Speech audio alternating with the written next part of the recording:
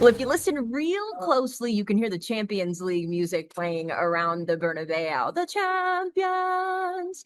And today the champions were the Miami Dolphins. What an electric atmosphere at the Bernabeu for the league's first ever game here in Spain. And Madrid was treated to some extra football. It was the Finns gritting out an overtime win 16-13 over the Commanders. Sun Devil Jack Jones, yes, Pete Prisco, Sun Devil Jack Jones got the pick that set up the game-winning field goal, because it's only fitting that a game being played in a soccer stadium as historic as the Bernabeu is won on a kick. Now, it certainly wasn't Tua Tagovailoa's most flashy game, but he didn't turn the ball over, and he let the run game go to work. Devon Achane with back-to-back 100-yard games, while Ollie Gordon punched in the Finns' first and only touchdown of the game. So for now, it's all smiles in Miami. They enter the bye at 4-7. And yes, with a 1% chance to make the playoffs. It is certainly an uphill battle, but not impossible. Now, ironically, the second most electric moment in this one came from the Commanders quarterback, Marcus Mariota, who got the stadium on its feet after clocking nearly 20 miles per hour on a 44-yard run. Washington had their chances, but ultimately just couldn't get it done. And now with games against the Broncos and the Vikings looming, it could be a long season the rest of the way in Washington. Before I go, you know I got to give you my winners and losers. So, of course, my winner this week is Miami. They find a way to get it done. They've now won 2 in a row. And for now, it seems like Mike McDaniel is figuring it out, both in Spain and hopefully in South Florida when they return home. My loser this week is myself and my wallet, because of all the money I've spent on churros and gifts for my game day recap crew. I can't wait to see you guys next week, but I'm headed to Mallorca tomorrow. So like Mike McDaniel ended his press conference, I'm throwing up the peace sign and saying adios from Madrid, Spain. Tommy, keep those boys in line this week, and I will see you guys back in South Florida. Yeah, a little too late for that, Haley, but thank you very much. And gifts are on the way, gentlemen, from Haley. Viva Spain. Does she get the write-off part of that trip since she brought the mic with her? That's a good question. Travel, lodging. I think food's 50%. Oh, God. I'm not an accountant, but we took a look at the schedule after the bye week. Again, Saints, at Jets, at Steelers, and Bengals. Steelers are the only ones with a winning record. So, again, look, it's still going to be an uphill climb, Damien Harris, but they have played good football. They had Chris Greer depart, of course. Where are we at with the Dolphins right now in their recent form? Well, they've got opportunity, but more importantly, they've got belief, Tommy Trent. You can see it. They believe in Mike McDaniel. They don't want to get rid of him. They believe in Tua. There's a lot of belief growing in this team. And when you beat the Bills in Orchard Park, in Miami at home, and protect your home turf where you haven't been good, that gives you confidence moving forward. And so when I look at this Miami Dolphins team, I see the quarterback gaining confidence every week. I see the team gaining confidence around him. So it's really up to them with what they're going to do with the rest of the season. I think for me, they're getting back to their identity, right, which is being able to run the football. Devon Achane the last 2 weeks have had over 100 yards rushing, which now opens up those in-breakers that they like to throw. And now you can get guys like Jalen Waddle the ball on the move and take advantage of his speed. But we talked about it in terms of this team always having a chance at any given point to turn around because of the explosive nature of this offense. And now, like Dame said, these guys are buying into Mike McDaniels, or have already bought into Mike McDaniels, and are showing his support and are starting to come around. Still need to see this defense step up and be able to stop the run. But at the end of the day, as long as you come away with a win, that's all that matters. Why would you want Mike McDaniel to leave? If you're a player, you get away with anything you want to. I mean, they have easy practices. They play great little music. If you practice hard, you get to wear the jersey. I mean, why would you want him to leave? And by the way, I think he might be keeping his job. I think if he keeps winning games, because I don't think Stephen Ross wants to fire him. I just don't. You start hearing that talk around the league from people in the league. They want to keep Mike McDaniel. He wins 2 in a row. If he can build on this and stack some wins, then I think there's a chance Mike McDaniel comes back. Here's the problem I have with that. If you're the general manager, say you're a general manager and you want that job. Yeah, I used to be. Right. Well, you're not anymore. Unless you want the job? No, I'm good. I'm good. You want the job? We can get a hold of Stephen Ross. Good, man. Right down the street. Right down the road. Okay, but if you're trying to be the general manager of the Dolphins and they say, okay, we're going to keep Mike McDaniel, but you're going to get the job, is that a good situation? Because you want your own guy in there. Hey, listen, I live by this philosophy. Everyone has a price. And when you know what that contract says, hey, Mike McDaniels looks like a great partner. But here's what I want to broker. You always mention their cute little music that they play. What if we could set up for you to be the DJ at a Dolphins practice? Would that Would that help? No, Because you were DJing They would in here love before that, we to give came Prisco on the air. play- By the way, playlist? if I had my druthers, I'd turn the music off at practice. I'm old Off. school. I'm old school. Boy. Just Did you have music at Alabama? We did not. Thank and you. I was going to say this is going to be one of the rare cases of me agreeing with Pete Prisco. No He music, said no rare. music. Rare. Very rare. Chalk it up as Rarefied one of your air. rare wins. Rare. Get the music out. I mean, hey, listen, when you're winning, you can do whatever you want. But you had no music at Alabama. Did Bill have music at his practices? For warm-ups. And then that's it, right? When you practice, you practice. When you practice, I'm you a big practice. believer in that. I'm okay with warm-ups. Practice, you practice. by the That's way, what- go ahead. Ray. No, go ahead, Tommy. Because I mean, it's the new way. Yeah. It's the new way. It's the new way. It's the new way of adjusting to today's player. Yeah. Right. We all came up in an era where we didn't play music, and if we did play music, it was the white noise simulating crowd noise. Yeah, right, for the away. right. But in today's player, and we're talking of attention spans, this is what gets them going. This is what motivates them for practice. So whatever gets you rep and gets you ready for practice. Maybe that's why we have 92 million pre-snap penalties every week, right? I mean, if you didn't play music, Go ahead, you pay Tommy. attention. Go ahead, Tommy. The only thing I was going to say, I don't know what they're playing at the Commanders facility, but that's 6 straight losses now for Washington. Pete Prisco. Get the shovel and dig a hole because the Commanders are going in. They're done. They're finished. They're From done. NFC Championship to 6 feet finished. under, you're ready to put them down already? Yeah, they're Stick done. a fork in them? And by the way, they're done not because Jaden Daniels isn't there. They're done because their defense is awful. They're done. They're old, slow. They're bad. Can't do They're a anything. bad team Can't right cover now. anybody. Isn't it Quite the amazing you turnaround. go that quick, how quick Right. that turns? NFL will humble you. And remember Quickly. last year, everybody, Adam Peters, the greatest GM in the world. Look at Dan Quinn. It's a great situation. Now look at it. Do they still think it's great? Quick. This guy is on one. He is. He's on it tonight, Rand. just you go from- He's on it, Rand. Go from the penthouse to the outhouse in a hurry in the NFL. Must be that That's meatball true. sub that we had. That's going to the outhouse soon too. Oh, I'm done. On that note, Yeah, let's go somewhere else, please. Hey, I got my rag right here, just in case, man. Just in case. Keep it on my laptop. oh my goodness. All right, Where did we just let's go? go with the Ravens game with the Browns, okay? Let's move on to talk about what happened with there. Behind you fellas there is Shedeur Sanders, who made his NFL debut today. Dylan Gabriel exited the game with a concussion right now. Pete, I'm going to give you first word of what we saw between Baltimore and Cleveland in the late slate. It was a bad game, bad football game on both sides. And I give the Cleveland defense a lot of credit because they got after Lamar Jackson today. They really did. And Myles Garrett, oh my God, 4 sacks. He was unblockable today. And Lamar Jackson didn't play very well. And at some point, you had to think that the Ravens were going to get back into it, and they did. And so I give them credit. That was a have-to game for the Ravens. If they were going to have any chance to be a playoff team, they had to find a way to win that game, and they came back. Look, I know everybody wants to talk about Shedeur Sanders. And they've waited for Shedeur Sanders, and they've wanted to see Shedeur Sanders. Well, you saw him. And what did you see? You saw a lot of bad, and you saw some good. And the reality is, it's an insult to the coaching staff to think that they're not playing him when he's better than the other guy. They know what they have in him. And I think the first time people out there who've been crying and just raving about getting him on the field saw the reality of it. He has a long way to go.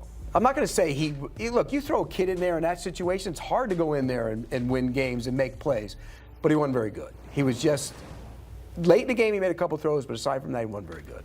Yeah, and I would just say with the Baltimore Ravens, they didn't play the cleanest game on offense. You were in the red zone 4 times. You only scored a touchdown on 1 of those. And then you were 5 of 13 on 3rd down. That isn't Baltimore Ravens type offense. And you turned the ball over 3 times. But like you said, Tommy, this was a game where they had to have it. Mm-hmm. And we flashed the schedule up. It's starting to turn, and now we don't know what's going to happen with Aaron Rodgers in Pittsburgh and what that's going to look like. This Which team, we'll get to, yeah. Yeah, this team is is steadily climbing out of that 1-5 hole that they dug for themselves because you're getting Lamar Jackson back. And no, he didn't play well today, but just the threat of having him on the field really helps that football team. It helps, but I just want to ask a question. What the hell is wrong with Lamar Jackson? Truly, because when I watch him play, I see 2 things. I see him playing scared and hesitant, and I see him frustrated after every single drive that doesn't end with 7 points. So when I talk about him playing timid, he wasn't climbing the pocket today. He wasn't extending plays with his legs and letting his receivers uncover. And we were sitting there asking each other, why? There were lanes. There were opportunities for him to tuck and run. Is he still worried about the hamstring? Are there other things going on, other ailments? I mean, we know this is a dangerous game. Nobody's playing at 100%. Is that going on? And then again, I turn to the frustration. I mean, there's a lot of snapping of the chin strap, and you can see the visible frustration on his face every time he goes to the bench. Now, I get it. Your team isn't where you want them to be. You've dug yourselves a hole. You're trying to get out of it. But you got to do that with a positive mentality. And I'm not using this as an opportunity to bash Lamar. I just genuinely want to know what's going on, because they have a chance. But he's got to be at his absolute best. And when you're playing timid and when you're not aggressive, when you're not confident in what you're doing, when you're so frustrated, it's hard to be that positive example on the field. Did you guys see then anything different than an elite defense with Myles Garrett on one today with multiple sacks, given what Dane was saying about Lamar Jackson? Well, it's hard to throw when you're on your back and you have pressure in your face all the time. And you look, he had a couple of tip balls that were, bad plays and turned into interceptions. And he just didn't look, he never looked comfortable. And he hasn't really looked that comfortable even when he's come back. And I think that hamstring, I think the hamstring might still be an issue, and he doesn't take off and run like he did and get outside the pocket. And so, how many times did he run today? It wasn't many times. And you look at it, look, Myles Garrett was in the backfield all damn day. He had 4 sacks and 5 tackles for loss. He was everywhere. So it's hard to throw. And there were other guys getting pushed as well. It was hard to throw for him today. I think this Ravens team, though, and I've said it time and again, I think they got caught up in what the playoffs are all about, because they've been really great in the regular season the last couple of years. Lamar Jackson's been phenomenal the last couple of years, MVP-type seasons. And what happens, they get to the postseason and they flame out. Well, this year, maybe it's the opposite. Maybe they're not so great in the regular season, and they haven't played up to their expectations. They got Derrick Henry going a little bit today. And now as they build and the schedule gets soft and they get to the postseason, if this team gets to the postseason, and I think they will, who's going to want to play them? Nobody. If you look at them and you compare them to the Denver Broncos and New England Patriots, they get in. Who would you rather play? Would you rather play if you're another team? Would you rather play the Patriots, the Ravens, or the Broncos? Who would you rather play? Well, I was going to say, from the standpoint of what you were saying, Pete, for one, let's go back to Lamar. We talked about the hamstring, and we talked about when the injury occurred, what version of him are we going to see coming when he gets back? Is he going to be worried about straining that hamstring again? And let's not forget, he missed practice this week with a knee. That's right. And so now you add in, we don't know if it's the same knee on the hamstring, whatever the case may be, but nonetheless, it's a lower extremity injury, which his lower body, his ability to run is what allows him to be great at what he does. But to your question, I would be more worried about playing this Baltimore Ravens offense than I would their defense. Yes. Because at this point, their defense hasn't stepped up and made a ton of plays. They've had a ton of guys in and out of the lineup on all levels of the defense. And so you talked about playing a Patriots defense, a Baltimore Ravens defense, and who was the other team you Denver said? Broncos. And Denver Broncos. This Baltimore Ravens defense, I would put them at the top of the list in terms of I would rather play those two defenses. No, Denver. Denver's better. No, I said I would rather play. I would rather play the Baltimore Ravens defense than those other two. And I would go back to the same things. I mean, I'm going to remove the Broncos, but when you look at the Patriots, right, when you compare to them, they have an identity on offense. They know what they want to do. They know what they want to be. I'll go back to even before Lamar Jackson got hurt. The first couple games of the season, it didn't look like he was going to have that typical Lamar Jackson type season, right? They weren't having as much success on offense. They weren't running the ball as well. They got into some trouble with Derrick Henry and the ball security issues, and Lamar was still frustrated. So again, like I said earlier, this isn't about like, Lamar, you're doing something wrong, but it's again like I want to get into his mind. I want to see what his mindset is, because again, you've got a chance. Everything that you want is in front of you, and you've got to be the main orchestrator of getting something going, and then the guys have to follow you. He ran 4 times for 10 yards today. That's not Lamar Jackson. No. And then that begs the other question. If Lamar can't move like he's moved in the past, is he ordinary as a quarterback? I mean, that's right. If he doesn't have the threat to run, is he ordinary as a quarterback? What would your answer to that question be? I would say no still. Some people might sit there and say yes, he's not the same guy. Well, he's clearly not the same guy. And the thing is, we haven't had to see it that much. I mean, we haven't had to, and I think today would probably be the first example of where I would say that Lamar did look pedestrian as a passer without having the threat to use his legs. So on a one-game sample, I would say I'm not necessarily confident in his passing abilities based on today, but he leads the NFL in completion percent or in quarterback rating all time for a reason. Let's hope for the sake of the Baltimore Ravens, he gets his ability to move back because they need it. Yeah, so it was reflective from the odds makers even when they were 1-5. They gave respect in the betting markets to win the division for this very reason, to get 4 straight wins, to get to 5-5. And then the ceiling for this team, I think we've all agreed, is a dangerous one when it comes to potential playoff matchups against Lamar Jackson and company. Let's get to Bengals and Steelers, which went the way of Pittsburgh today, but there's so much to unpack from this game. There's Aaron Rodgers' injury. There's an incident between Jamar Chase and Jalen Ramsey. Let me just deliver the Rodgers news first from our NFL insider Jonathan Jones, reporting that left wrist injury not expected to be a long-term issue, as he was injured late in that first half. Mason Rudolph did come into the game, so that's something to pass along, which I know we can maybe hit upon when we talk about Pittsburgh. But really the conversation everyone is having right now on our network, on social media, is the Jalen Ramsey exit of the game. At the moment, at the time, seemed one thing, and then social media with one of our CBS local affiliates in Cincinnati showing the field level of another thing with the spitting incident involving Jamar Chase. But let's hear from Chase and Ramsey here from after the game. He spit on me, so it's up. I'm gonna get about football after that, respectfully. Exchanging words. He was saying that you spit on him. Did you spit on him? I ain't never opened my mouth to that guy. What do you think prompted the reaction from him? Well, he don't like some of the words I told him. We've been going back and forth the whole time, so I'm sure some got under his skin. All right, so you heard from both sides, including Jamar Chase, who denies it. Austin Brisky from CBS out in Cincinnati has that video on social media. Dame, I'm going to give you first word. You heard from both guys. You saw what happened in the game. You saw the video on social media. Give me your thoughts here. Now, why would Jamar Chase sit up there in front of all them microphones and God himself and lie? With all these cameras, with all this access we got to seeing every inch, every blade of grass on a football field with the technology we have, we gonna see it. Why lie? Why lie? Number two, most importantly, what is up with dudes spitting on each other nowadays? Yeah, it's gross. What is up with that? What's up with that? Because first of all, Pete, you made a point. That's assault. It's assault. On the street. That's assault. That's assault. Assault. But above anything, it's one of the most disgusting and dehumanizing things that you can do to another human being. Like, when did all of a sudden this become cool? Like, when you exchanging words with somebody, you in the heat of a battle, when did it become the cool to just be like and spit on somebody? That's just lame behavior. And I love Jamar Chase. He's one of the best players in the National Football League, but I got to tell it like it is. That's lame behavior.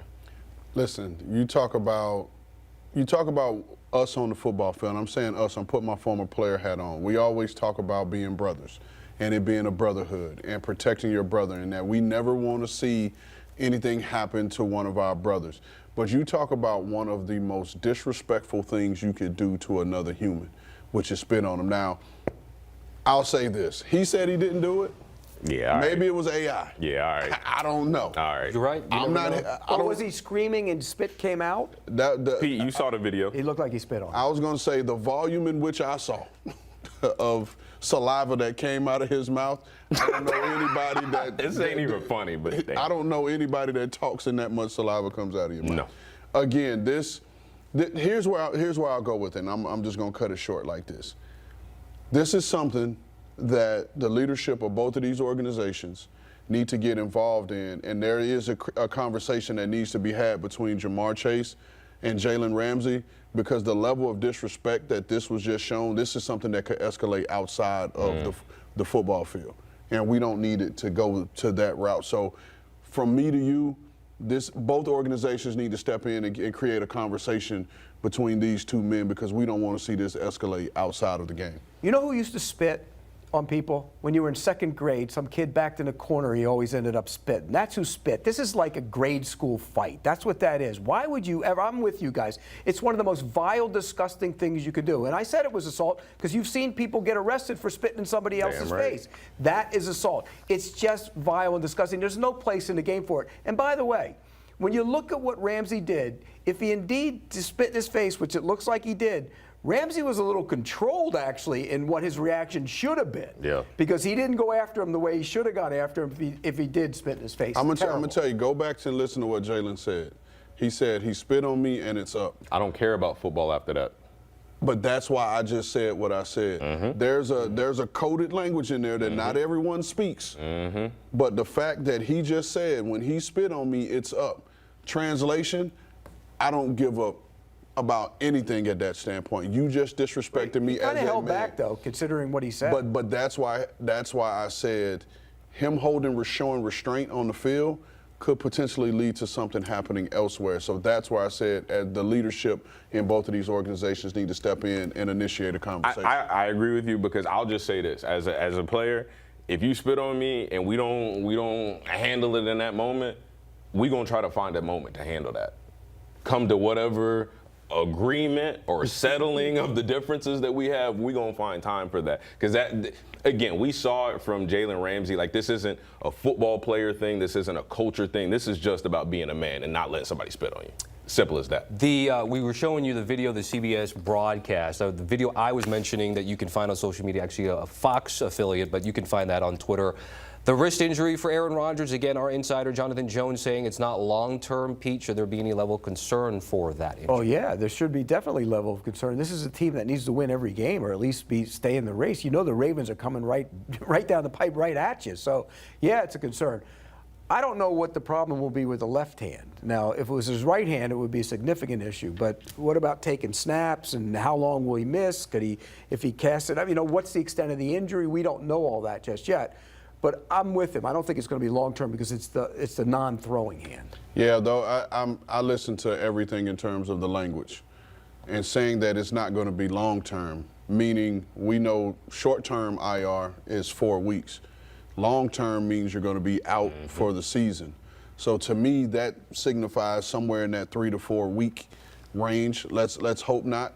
But again, this is key, because this offense has already been struggling with Aaron Rodgers. Rudolph played better today. Rudolph played better, but now, again, it's a situation now you get their next opponent has a week to prepare for Rudolph and create a game plan to say, hey, Mason Rudolph, you have to be the one to go out and beat us today. So that is going to be a huge injury, like Pete said, especially now that Baltimore is starting to get healthy and they're getting back on track. Yeah, and I mean, we're missing the main point. Aaron Rodgers ain't no spring chicken. Like, this is an old man we're talking about. Like, respect to the elderly, you included, Pete. But at the end of the day, like, he might not heal the same way he would if he was 27 or 28 years old. How old are you?